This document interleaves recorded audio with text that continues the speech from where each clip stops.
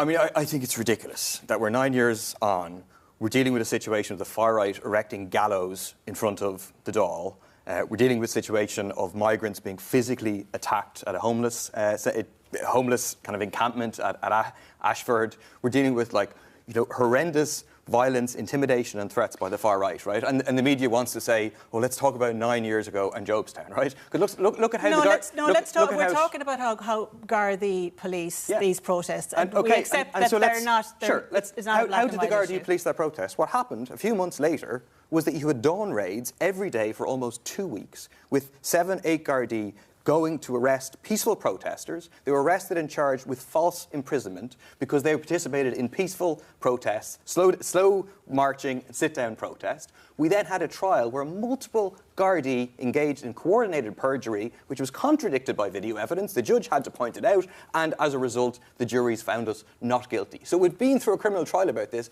The fact that there was a protest in Jobstown 9 years ago has no relevance to the fact of, like, what is happening now. And I think what's happening is sections of the media which have played down the threat of the far right or have fanned the flames of hatred in some cases are now out to say, oh, sure, these are all the same. We're not all the same. Those of us who organised the Ireland for All protest against racism, against homophobia, we're not the same as those who are organising protests fuelled by racist hate and organising against asylum seekers. These two things are just not the same. It isn't equal just because we both protest.